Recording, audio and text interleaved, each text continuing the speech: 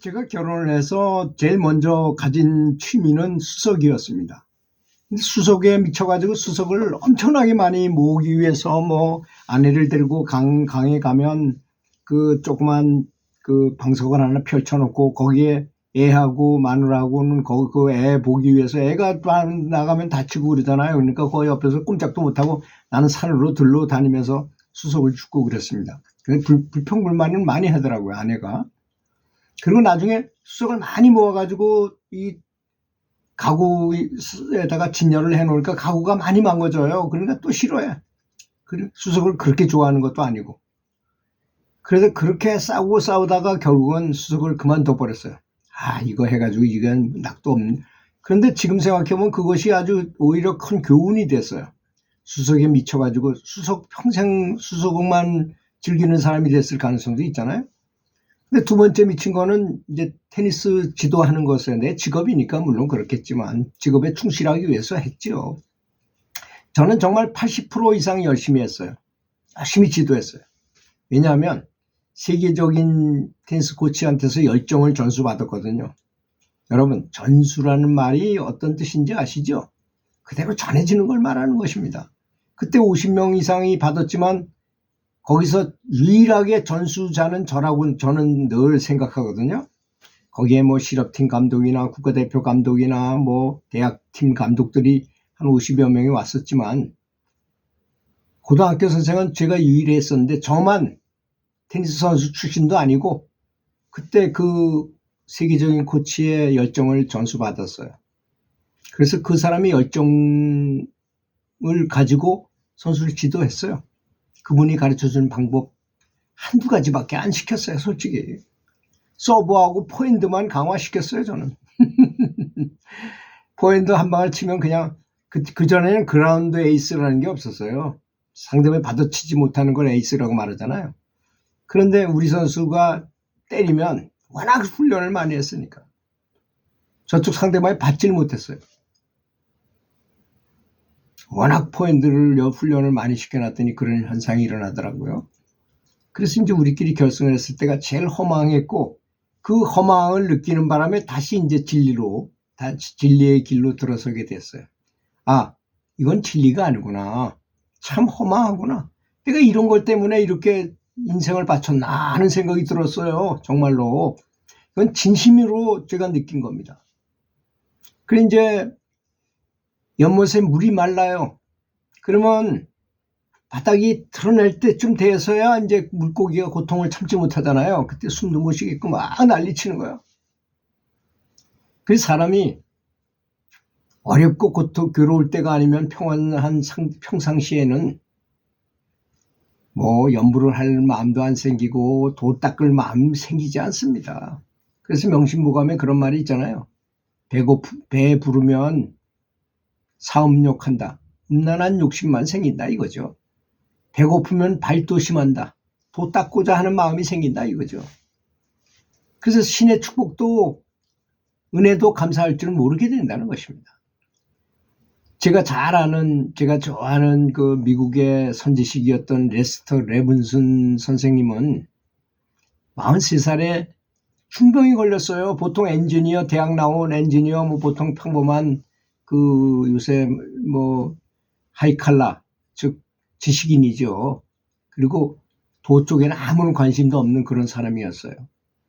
43살에 병원에서 안 되니까 집이가 죽을 준비나 해라. 집에 가보니까 너무나 한심한 거예요, 자기 인생이. 그래서 자기 스스로한테 이분이 한 것이 참선하는 선방 수자들보다 더 고민을 많이 하고 더 많이 수고했어요. 나는 누구인가? 나는 왜 살아있는가? 인생이란 무엇인가? 언제가 제일 행복했는가? 이런 거를 아주 치열하게 생각을 했어요. 죽음을 앞두고. 완전히 참선하신 그 분들의 생각하고 똑같아요. 굉장히 많이 감동을 받았어요. 저는 그분이 깨달고 이런 거에 감동받은 게 아니라 그분이 그렇게 생각하게 된 것에. 만약에 그분이 병이 안 걸리고 그냥 평생을 살았다면 너무나 평범한 인생을 사는 보통 사람이었을 것입니다. 그런데 중병이 와서 죽음 사형 선고까지 받았던 그것이 바로 내면에 있는 자성불이 이 사람을 살린 것입니다.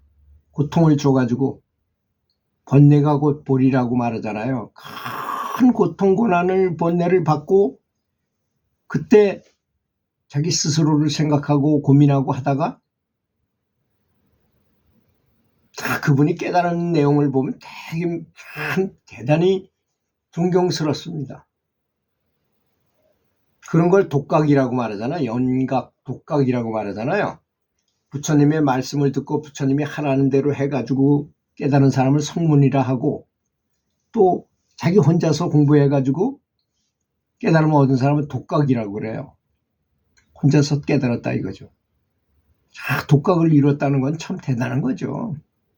뭐 경지가 뭐 부처님 경지까지 갔는지 그런 거는 몰라더라도 하여튼 해탈을 한 것은 분명합니다. 그분이 해탈을 한 것은 분명해요.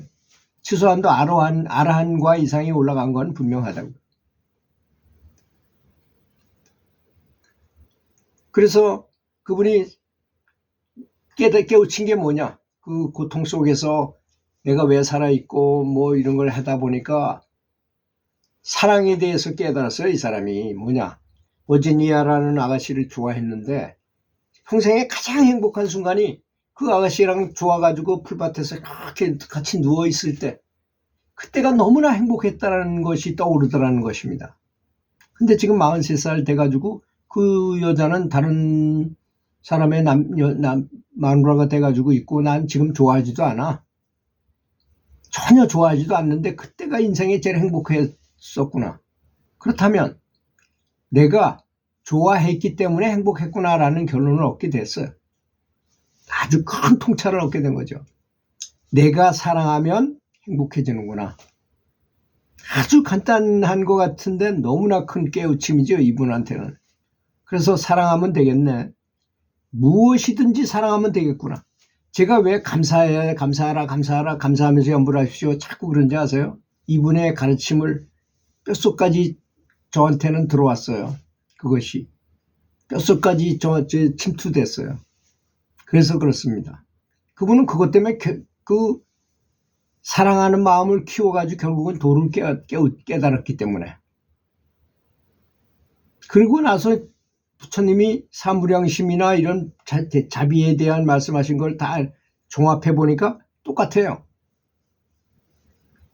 근데 우리 사무량심 공부할 때 그걸 하면 그저 좋구나. 아, 그렇게 하면 좋은 거구나 이 정도로 생각하지만 저는 아닙니다. 저는 사무량심을 부처님이 가르쳐 주신 대로 실천을 하고 계속 훈련하면 도를 깨달을 수 있다고 저는 단언하고 싶어요. 이 레스터 레븐 선생 때문에. 제가 제일 좋아하는 말이 바로 그거라 했잖아요. 열반경 범행품에 나온 자비심이 곧 열애니라. 자비심이 곧 부처란 뜻이잖아요.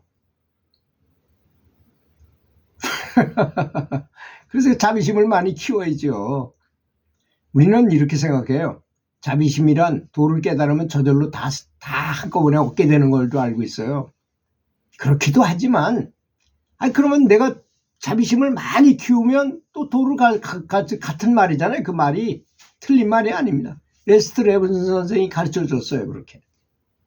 그렇다고 그 일대기를 쫙 읽어보면 그래요. 그분이 그렇게 말을 하지 않았어도 사랑하고 감사하면은 모든 게 다 잘 해결되고 뭐든지 다 잘 된다. 그래서 그분이 깨달음을 얻은 후에 뉴욕시가 굉장히 그때도 복잡했는가 봐요. 신호등이 많고. 근데 그분이 기분 좋은 마음 같아로 싹 하면 자동차 타고 가면 10개의 신호등이 건너서 다 파란불이라는 거야. 딱 그리고 복잡한 데 가서 차 세우려고 마음을 딱 먹고 가면 차가 싹 빠져나오면서 거기 대라고 교통경찰이 쫙 해주기도 하고. 더 놀라운 건 제가 여러 번 말씀드렸지만 식당에 가서 짬뽕을 시켰는데 갑자기 짜장면이 먹고 싶어. 생각만 그렇게 해도 웨이터가 와가지고 손님 짬뽕이 잘 안 되겠는데 짜장면으로 좀 시키시면 안 되겠습니까? 하고 물어보기도 하고. 비행기표 다 쓴 거를 받아가지고 그걸 갖다 탁 냈어요. 잘 되리라 생각하고. 그냥 통과. 돈 $10,000를 빌려. 그때 당시 $10,000면 엄청나게 큰 돈입니다. 세도나 메소도 그 그저 세도나에 있는 그 큰 건물을 짓기 위해서 1,000달러를 빌리러 갔어요. 아무런 담보도 없이 가서 빌려달라고 그러면 그냥 그 은행 직원이 아무 말도 없이 그냥 빌려주는 거예요. 생각하는 대로 탁탁탁탁 된다는 거예요. 대행스님 말씀도 그렇잖아요. 어디 외국에 갔다 와서 뭘 잔뜩 가고 오는데 자기는 아무런 생각 없이 탁 가면 자기는 물어보지도 않는다는 거예요. 다른 사람은 옆에 사람은 막 걸리고 그런데요. 이런 말씀 하시는 걸 들어보면 알 것입니다. 마음의 상태가 얼마나 중요한지를. 마음과 일체유심조, 모든 것이 다 마음이 이루어졌다는 것입니다. 도를 깨닫는 것도 일체유심조잖아요. 일체유심조 똑같은 말이잖아요, 그 말이. 그러니까 패배의 교훈, 사업이 실패한 실패의 교훈, 그 다음에 큰 좌절, 이런 것들이 오히려 도를 닦는 마음을 만들게 만들고, 나중에 보니까 저는 나는 자연이다를 많이 보는데요.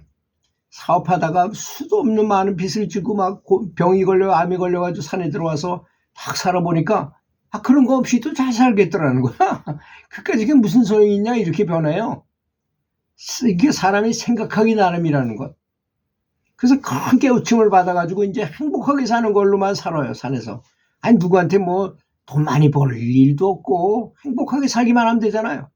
그러니까 병도 낫고 아주 지금 행복하다 이런 말을 하는 사람이 많이 있더라고요. 이 생각이 그렇게 중요하다 이런 뜻이겠죠. 들어주셔서 감사합니다.